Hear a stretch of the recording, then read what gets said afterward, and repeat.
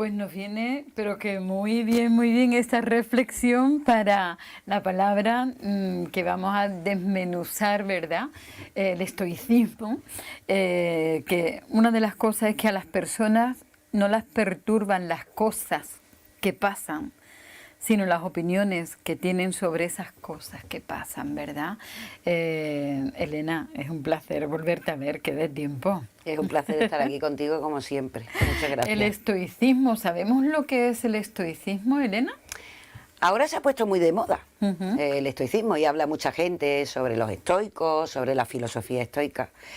Pero yo creo que se pierde mucho porque estamos mirando quizás solamente una parte de esa filosofía, que es la filosofía del esfuerzo, ¿no? Del sacrificio. Y hay mucha gente que simplemente lo ve desde el punto de vista físico, es decir, ir a un gimnasio, tener fortaleza, bueno, eso no estar es ser preparado. estoico. Claro. Entonces se pierde mucho de esa filosofía, que es muy importante, sobre todo para los tiempos que estamos viviendo. Entonces, dinos, ¿cuándo se dice que una persona es estoica? ¿Qué quiere decir realmente? No esas personas que se están poniendo fuerte en el gimnasio. Eso no es ser estoico. ¿Qué es ser estoico? También se malinterpreta esa palabra. El ser estoico parece que tienes que ser una persona que aguante todo, que sea resignada. Y eso no es ser estoico. Es mucho más. La fuerza de voluntad, ¿no? Tener fuerza de voluntad, pero sobre todo es tener una serenidad interior, estar también en tu centro, estar sereno, estar armónico, que todas las cosas que pasen a tu alrededor no es que no te importen, porque claro que importan. Afrontarla con serenidad. Pero afrontarlas con serenidad, con inteligencia, con voluntad y con amor, como acabamos de ver. Eso es ser estoico. Eso es ser estoico. ¿Y cómo piensa una persona estoica? Pues piensa como todos, pero yo creo que ve la vida de otra manera. Mira, hay una frase que yo creo que resume muy bien esa filosofía, que dice: tienes un problema, ¿lo puedes resolver? Y si lo puedes resolver, ¿por qué te preocupas? Vale. Tienes un problema, no lo puedes resolver porque no depende de ti. ¿Y para pues qué porque te preocupas. Claro sí, yo creo que ese es el resumen de esa manera de pensar. Nosotros vivimos continuamente preocupados, es decir, en vez de ocuparnos de las cosas, es decir, bueno, esto lo tengo que solucionar y lo hago y ya está, vivimos en una continua preocupación, es decir, ya estamos adelantándonos en el tiempo de ay, qué va a pasar, ay, cómo lo vamos a hacer, ay, cómo. Entonces, espérate, espera que llegue y asúmelo con serenidad. Y si lo puedes resolver, no esperes, no lo dilates en el tiempo, ponte a hacerlo ya. ¿Y por qué crees que somos así, de esta manera? Porque los seres humanos, si no, no seríamos seres humanos, seríamos otra cosa de la naturaleza. Porque yo creo que no nos han enseñado. Es decir, porque una buena educación no solamente es el ir al colegio, que te enseñen las letras, literatura, historia, es decir, todo lo que me parece muy importante, matemáticas, ciencia, pero también nos deberían enseñar a vivir con la vida, es decir, a entender la vida. Ahora se trabaja mucho la inteligencia emocional, pero deberíamos de empezar a trabajar la inteligencia, aquella que nos ayuda a discernir las cosas, a ver las cosas, a razonarlas, a introspeccionar, no se dice, no, a tener una cierta introspección con nosotros, a reflexionar, a concentrarnos, a vivir en nuestro propio centro, no que vivimos como si nos pudiéramos imaginar, vivimos en un centro con una esfera a nuestro alrededor. Y en vez de vivir en ese centro, pues vivimos en la esfera, trabajo, amigos, familia, hobbies. Y lo podríamos hacer todo de una manera mucho más serena si supiéramos encontrar nuestro propio centro, estar en nuestro interior, y a partir de ahí pues vamos caminando y con serenidad, como he dicho, a todo ese círculo que nos rodea, pero desde el centro, no desde la circunferencia. Caminamos en cierto, así un poco, sin saber, caminamos sin saber a dónde vamos, ignorando, por ejemplo, todos queremos ser libres, ¿no? Somos libres, pero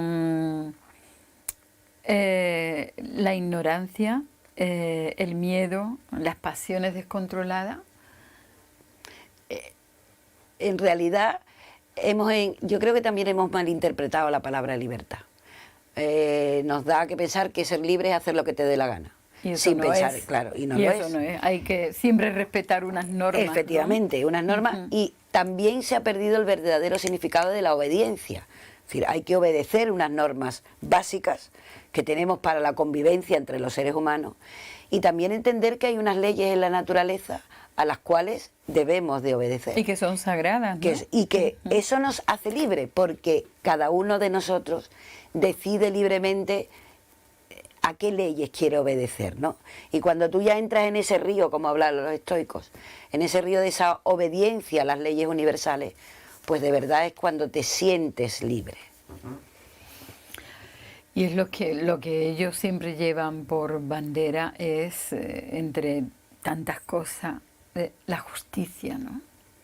Es La que integridad, ¿no? La lealtad, ¿no? La Ser dignidad. fiel, la dignidad, ¿no?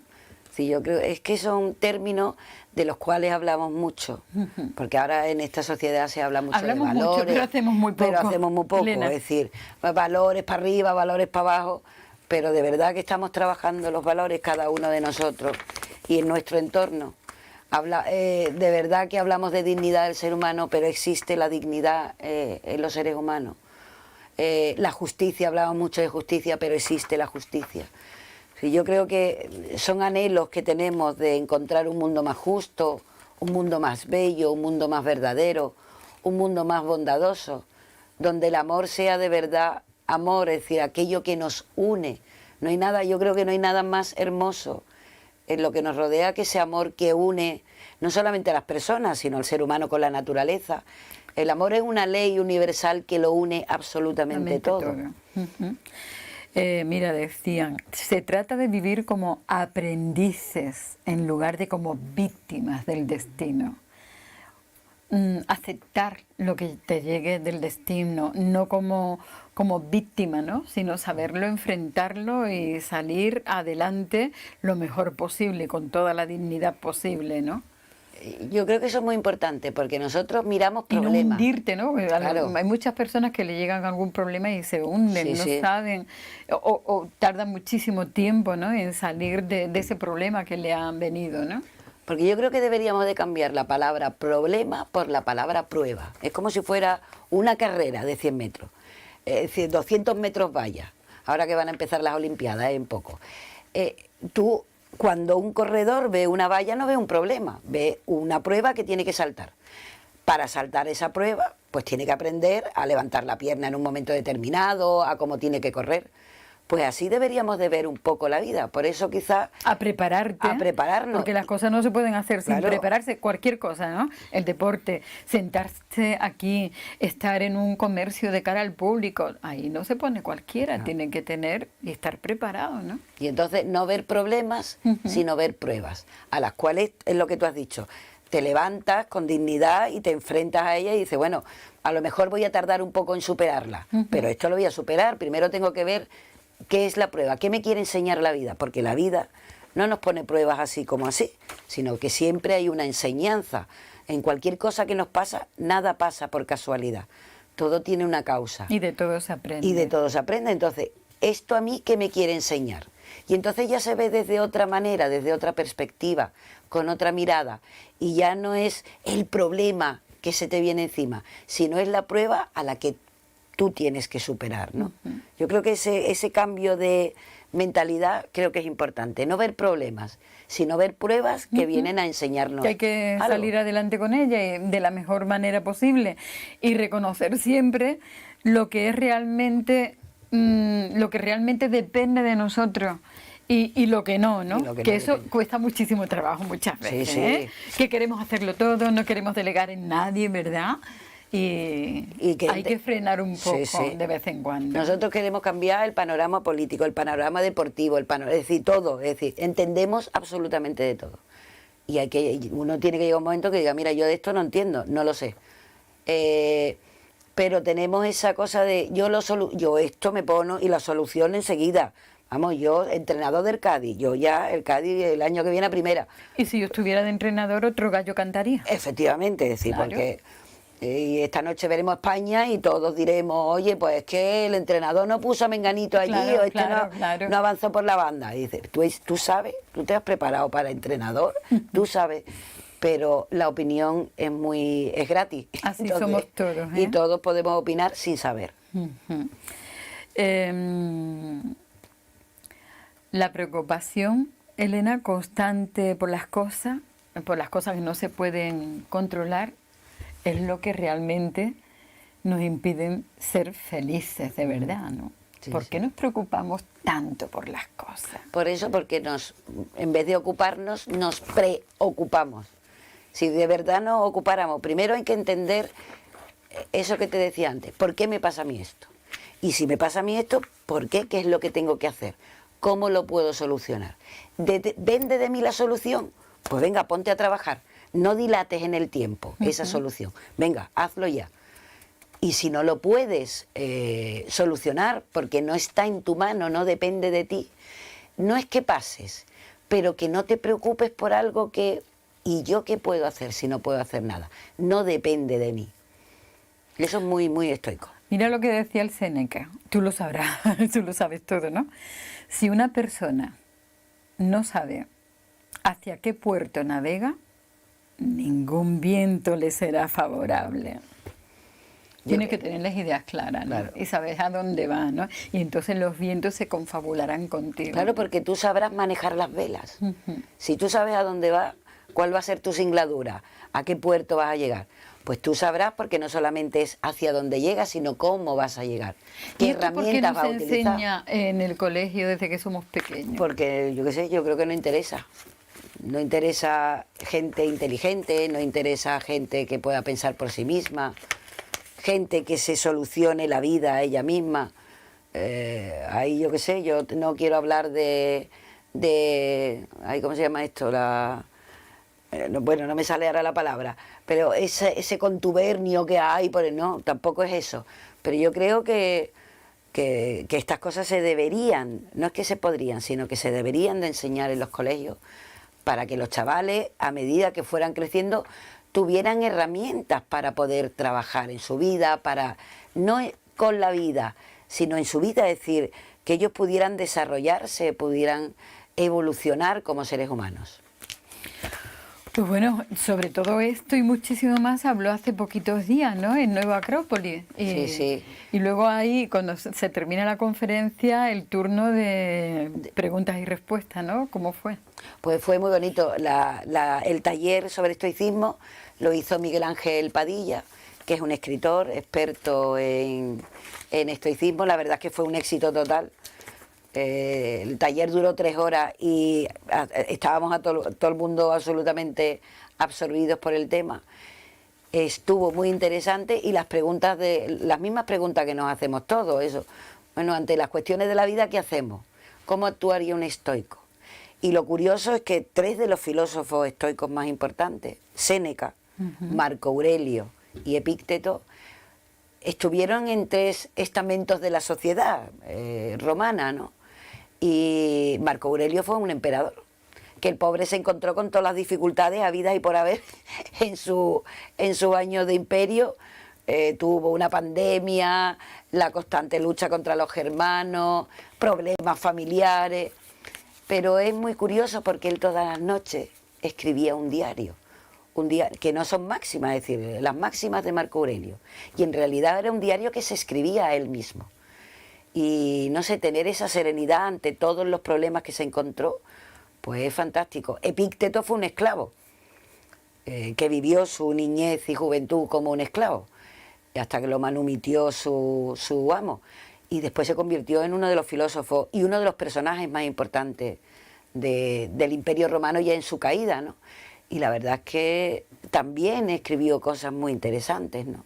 Sobre la vida, sobre... ¿Qué cantidad más importante de filósofos había en aquella época?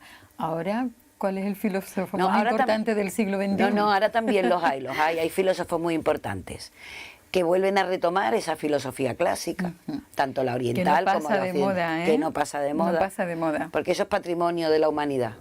Entonces, como es patrimonio de la humanidad, pues hay muchas personas, hay muchos filósofos interesantísimos. Nosotros hemos tenido filósofos muy importantes en el siglo, María Zambrano, Ortega y Gasset, ahora hay filósofo Pierre Hadot, no sé, hay mucha gente que está promoviendo otra vez el neoplatonismo, el neoestoicismo, el neopitagorismo, es decir, gente, y en Oriente también hay mucha gente que está volviendo a Confucio, se está moviendo, porque en momentos de crisis necesitamos otra vez como columnas, ¿no? Gente que ha demostrado su dignidad como ser humano, su sabiduría, pues necesitamos un poco volver a ellos para que nos den soluciones para el mundo en el que vivimos, porque los mismos problemas que tuvieron hace 2000 años en la caída del Imperio Romano los tenemos ahora también. Decía el Séneca que sufrimos más en nuestra imaginación que en la realidad. Efectivamente. Qué verdad, ¿eh? Sí, sí. El dolor es una cosa, pero el sufrimiento es otra. Es otra, totalmente distinta. Y el mayor lastre de la vida es la espera del mañana y la pérdida de hoy. No dejes para mañana lo que puedas hacer hoy. Y aparte porque vivimos siempre o bien en el pasado, o bien imaginando o fantaseando sobre lo que va a ser el futuro, sin pensar que el presente, que es un regalo, es lo que estamos viviendo ahora mismo. Y lo que dice el diccionario de la Real Academia Española sobre la palabra estoico: fuerte, ecuánime ante la desgracia. Y ante la felicidad. Y ante la felicidad. Porque todo es...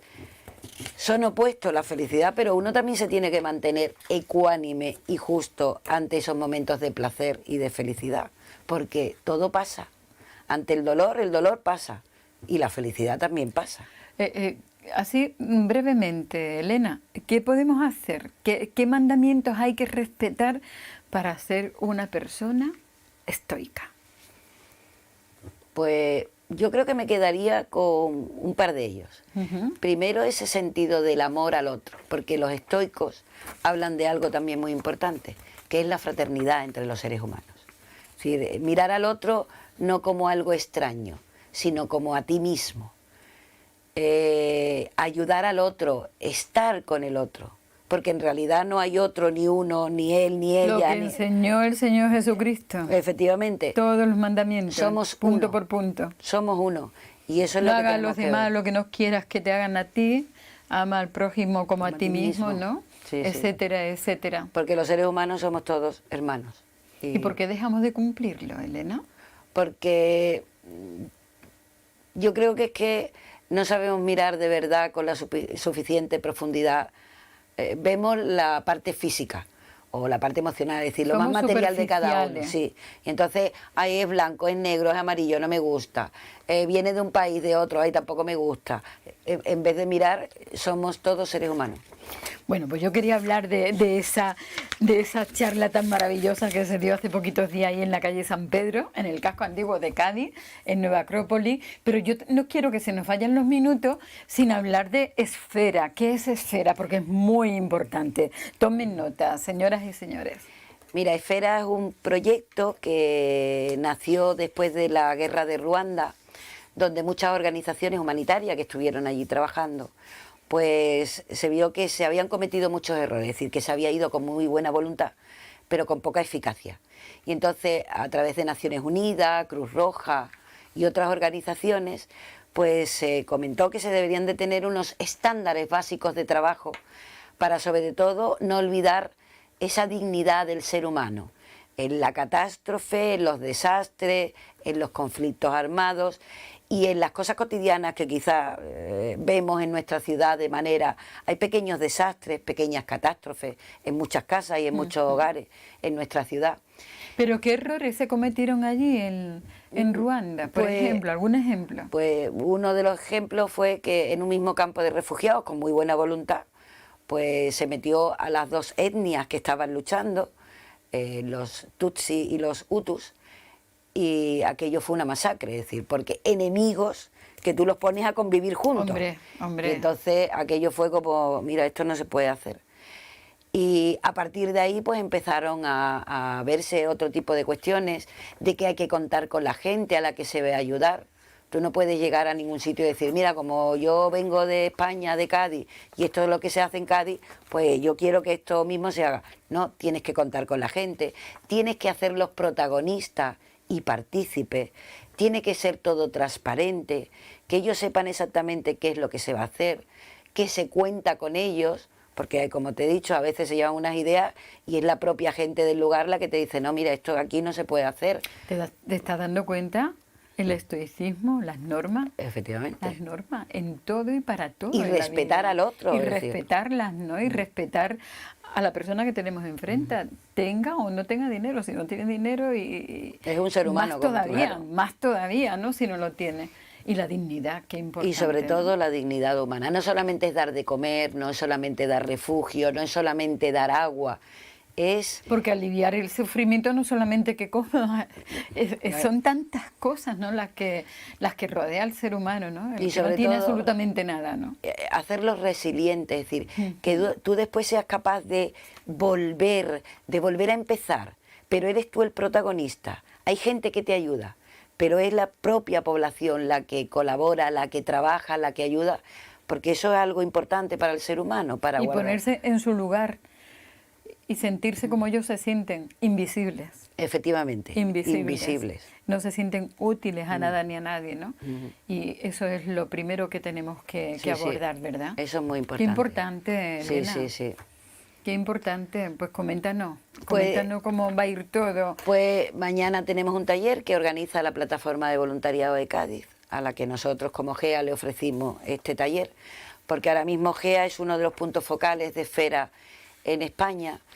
Y lo que se intenta es que todas aquellas organizaciones que trabajamos en ayuda humanitaria, ya sea en Cádiz, ya sea en cooperación internacional, pues trabajemos con esos mismos estándares, es decir, aprender, prepararnos para de verdad ayudar con buena voluntad y eficacia a la gente que en algún momento dado puede necesitar la ayuda de otro ser humano, pero que ese otro ser humano sepa cómo hacerlo. Sepa presentar unas cuentas transparentes, sepa presentar un buen proyecto, haya contado con la opinión, con la sabiduría de aquellas personas a las que va a ayudar. Es decir, que no sea yo voy, sino que nosotros en un conjunto podemos colaborar y podemos hacer que la vida de aquellas personas que por cualquier cuestión, ya sea, como te he dicho, conflicto armado o catástrofe, pues puedan volver a tener una vida como seres humanos, ¿no? En cualquier rincón del mundo, pero también aquí al lado del portón de tu casa. Efectivamente. Por ejemplo, ahora mismo tú venías de echar una mano. Cuéntanos un poquito. Pues nada, a través de nuestro programa que se llama Chapuzas sin Fronteras, que es muy gaditano, pues estamos ayudando a una familia, a una señora mayor y a su hijo, que necesitan que les arreglemos la casa, es decir, estamos pintando, estamos poniéndole suelo, le hemos montado una cocina preciosa que no tenían. Entonces, poquito a poco estamos intentando que aquello es un hogar ya, porque ellos dos se quieren, se aman, pero cuando no tienes posibilidades económicas o has perdido muchas ilusiones en tu vida por la enfermedad, por diversas circunstancias de la vida, pues que se den cuenta que hay otros seres humanos que queremos ayudarles a que aquello vuelva a ser un hogar con ilusiones, no sé, y aparte nos gusta mucho, vamos, nosotros disfrutamos muchísimo. ¿Cuántos años llevas echando este cable tan grande aquí y allí?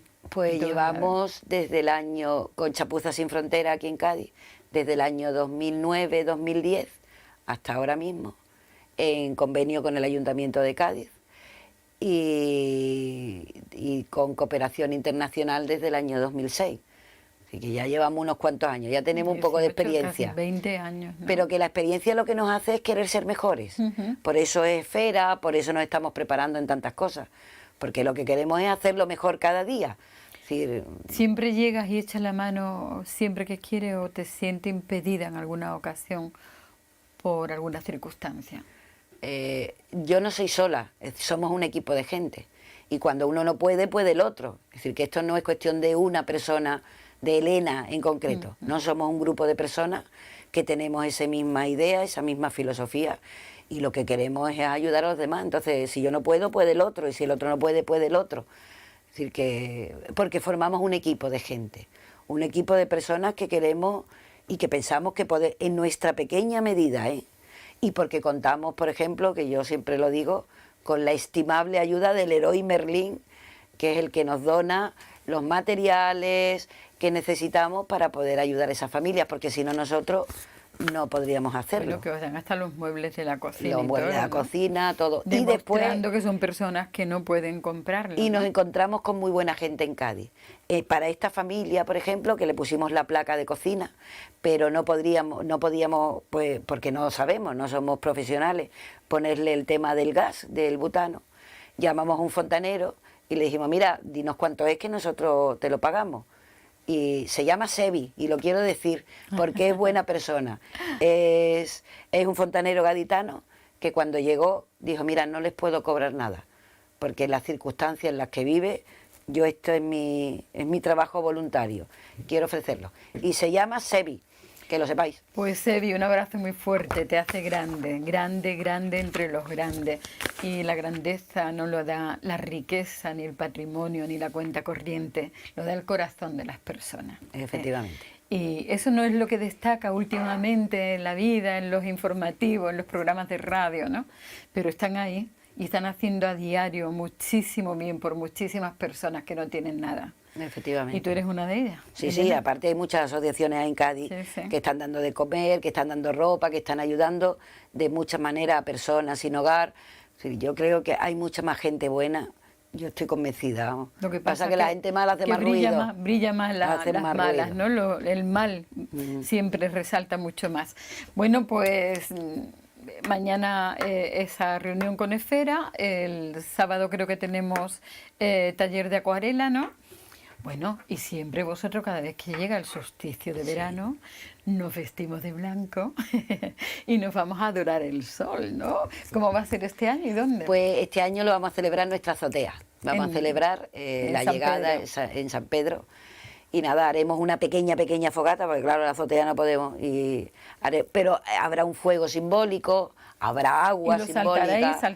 Vaya a saltar sí, el fuego, vamos, será quemar. una cosa mínima, que el salto será fácil. Pero sí, quemaremos las cosas que no queremos, un papelito con aquellas cosas que queremos dejar. Porque el ser humano necesita recordar que en cada momento puede volver a renacer, ¿no? Y son momentos mágicos. Hay magia en el ambiente. Y hay sentimiento, hay emoción, y dicen que esa noche... Además va a estar la luna llena, es decir, que casi, llena, ¿no? sí. Y es verdad que lo divino con lo humano se juntan esa noche. Sí. Todos los días lo divino y lo humano. Y las meigas. Sí, se junta, pero hay momentos especiales, porque en nuestro sistema solar pasa algo especial. Está el solsticio. Y aunque estamos más alejados del sol, pero hay un momento donde la naturaleza anualmente es como si fuera un rito para ella, los equinoccios, los solsticios.